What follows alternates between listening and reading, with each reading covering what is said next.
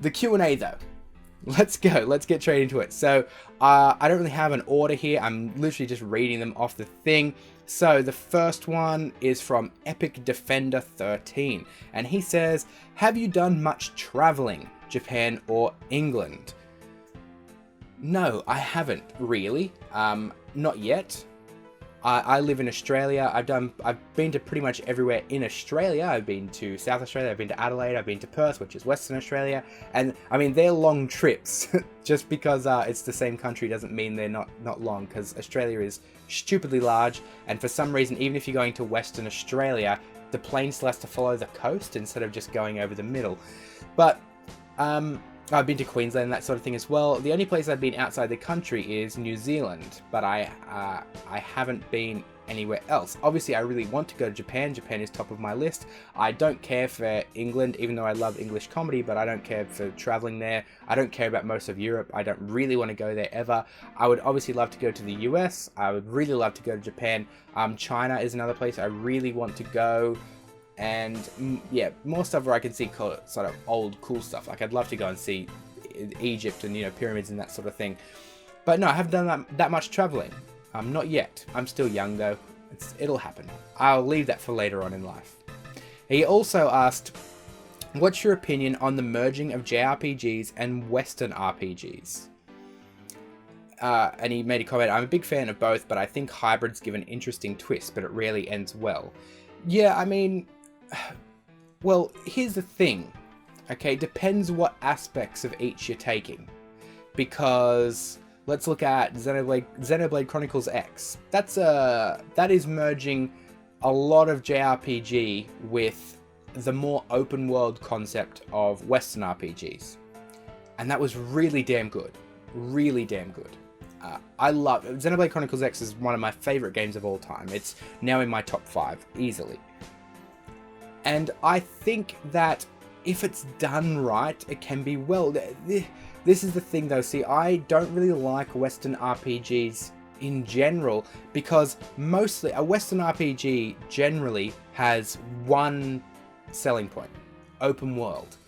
And I'm not the kind of person who hears open world and then thinks, wow, this game's going to be incredible, blah, blah. I hear open world and I hear, okay, so there's going to be a lot of wide, empty spaces with nothing in them, nothing to do, and a lot of copy-paste dungeons and things like that.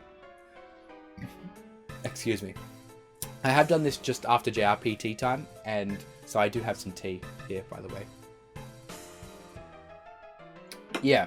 When I think of open world in a Western sense, I think of Skyrim and Fallout and games like that, where there really is, just because it's a massive open world, there is rarely anything to do in them though.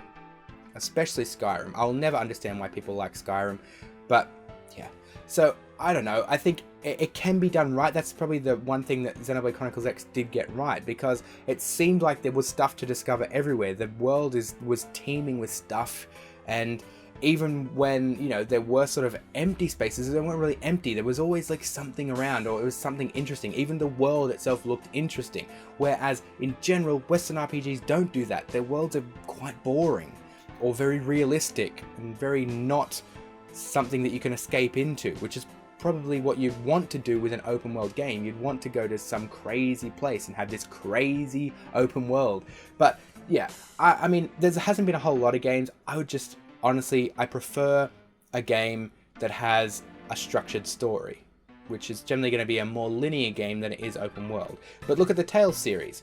The Tales series is my favourite series of all time. They're not exactly open world, but they're not exactly fully linear closed worlds either. There are definitely there's an overworld, and you can travel to different places, and you're not necessarily restricted and you have to go in one particular place. In Tales of Symphonia, there's a secret path that you can go to early on in the game and completely do the story in like reverse order. So they're not exactly open world, but they're not closed world, and that's what I prefer. I prefer stuff like that, like old school Final Fantasies with overworlds and Tales games with the overworlds. I think they're a better system than the Western RPG open worlds that JRPGs are dragging in, although I did like Xenoblade Chronicles X.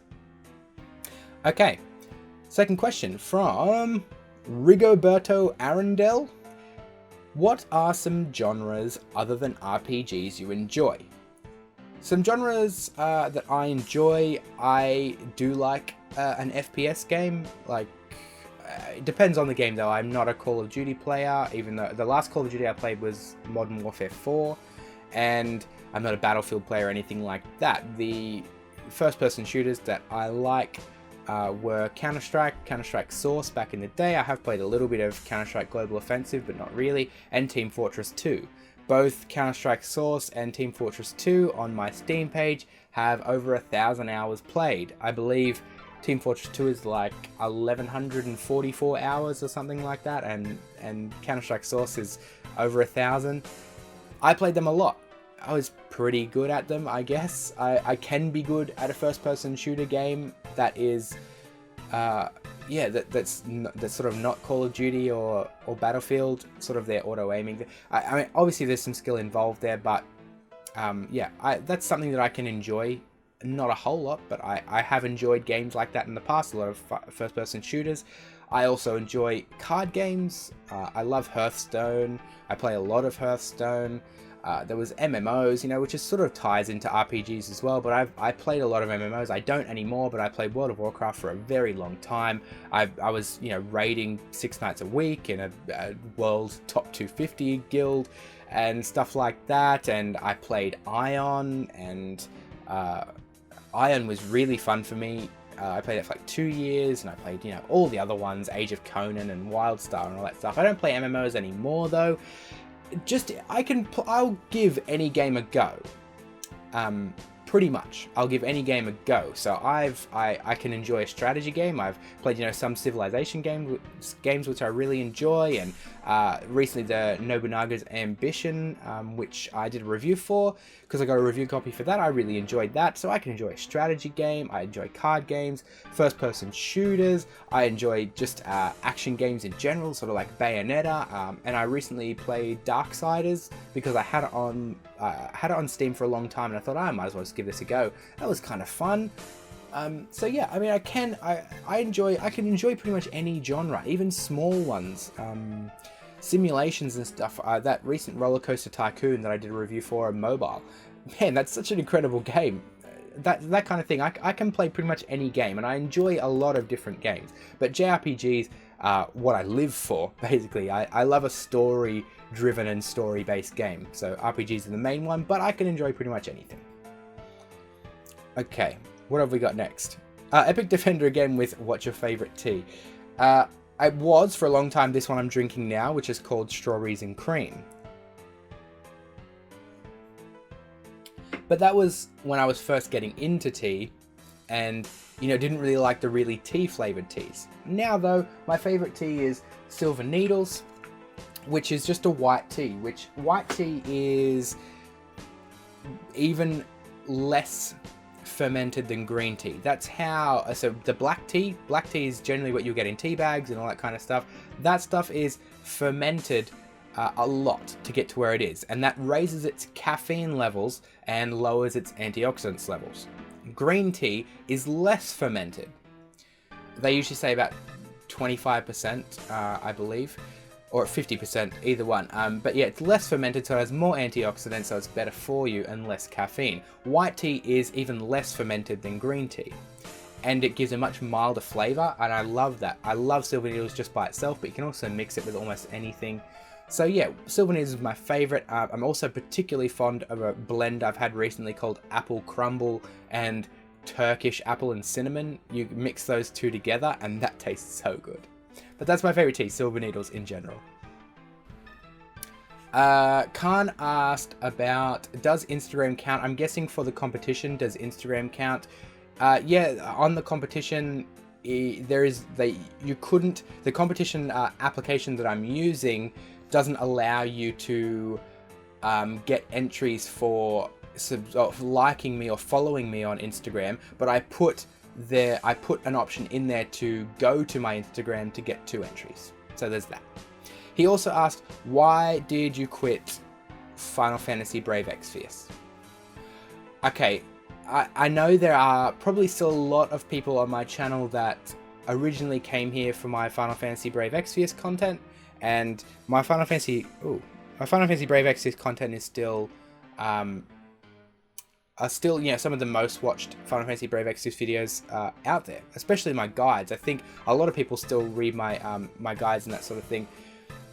Here's the thing, it was killing me, honestly, having to play that every day, because if you didn't, you just fall behind, and then having to constantly make videos about it, you know, constantly ranking characters and doing guides and that sort of thing. It was actually killing me, and it really, what I found was, the further that I was continuing on with it, the further I was just thinking, oh, I'll just do it, I'll just keep doing it, I'll just keep doing it. The more I did that, the worse the videos got. The more I just tried to rush everything out, the more I cut corners, the more and then that just made me hate it even more, because I thought, wow, I hate doing this already, and now I'm not even producing really good stuff.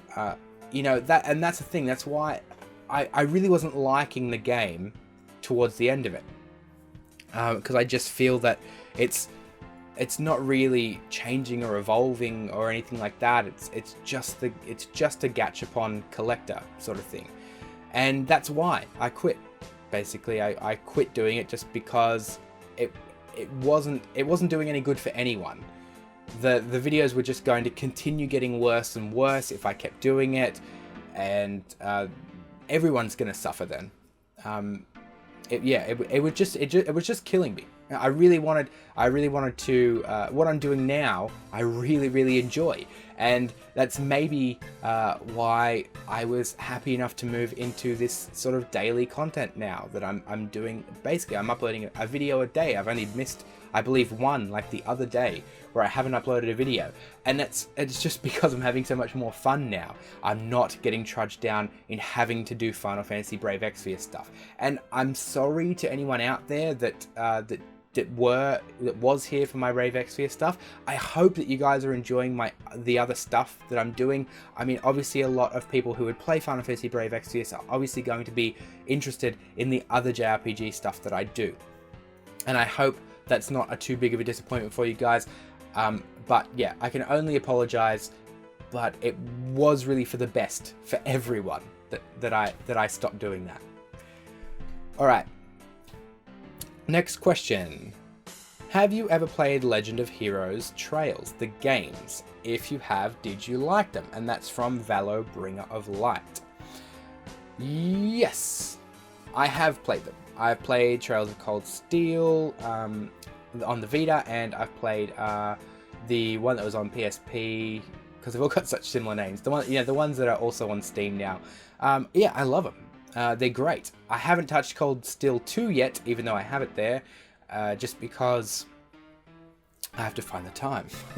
I have to find the time. They are very, very long games, but yeah, I really enjoy them. They are Falcom do an incredible job, especially with the translations and the acting, the character interactions. They're all so good. Even early on into Trails of Cold Steel, I was laughing and stuff. Even though I barely knew anything about these characters, they still knew how to make a funny character interaction. So yeah, I love the Trails games.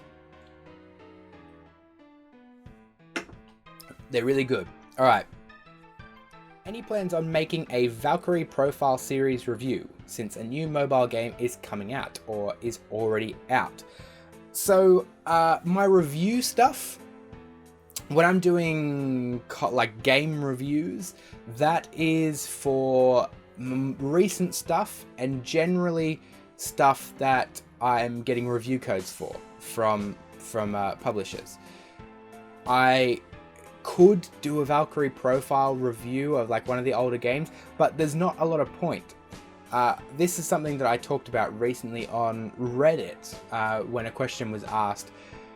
Somebody asked why there wasn't any newer newer reviews of certain older games. Like why aren't people going back and making a review of a game that came out 8 years ago? I can't remember what it was, but you know, and you can search on YouTube and you can find reviews for those older games, but they were for like when they were newer, so like 8 years old. So obviously a game that's 8 years old and has a video on YouTube for a review for it, and it's 8 years old, it's going to be a pretty crappy quality video. And somebody was asking why people don't make reviews, you know, now for that kind of old stuff. And it's quite simple. People don't watch them. Obviously, our main priority as content creators, me being a YouTuber, my main priority is making stuff that you guys want to watch. And even my reviews that are like a week after launch don't get watched, let alone making something that's like 8 years old. A review of something that's like 8 years old or 4 years old. People just aren't going to watch it. Nobody's interested in a review video after the game's come out, generally. Just having a look at my my general count, when I put up a review before launch, you know, sort of when the review embargo lifts immediately, I get really good views. My Pokemon Sun and Moon review has like 8,000 views. My Trillion God of Destruction is like 12k views. That was stuff that was up prior to launch.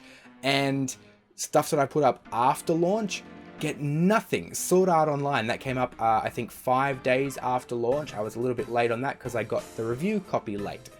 But that's had like 400 views or 500 views. So that would be, yeah, even some of my other stuff has like 300 views for reviews that, you know, even came out just 2 or 3 days later. So I have I don't think that many people are interested in seeing a review for an older game like the Valkyrie Profile series.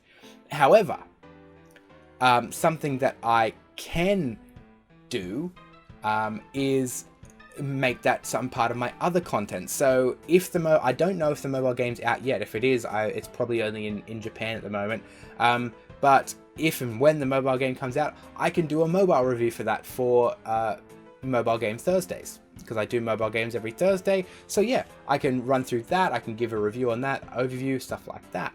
I can also do JRPG facts and histories about the Valkyrie series, if that's something that I find enough interesting stuff about. Like if I do some preliminary searching around, research, and I find some stuff on there, then I can do that for JRPG facts and histories. So while there's no real plans to make a review video for Valkyrie Profile, I can definitely, possibly, we'll see how things go, but I can work it into some other content at some point. Alright guys, that was the Q&A. I hope you enjoyed it. You can jump down again into this video and you can ask more questions if you want to, follow-up questions, that sort of thing. I don't know how many of these I'm going to be doing, but other than that guys, I'll see you all soon.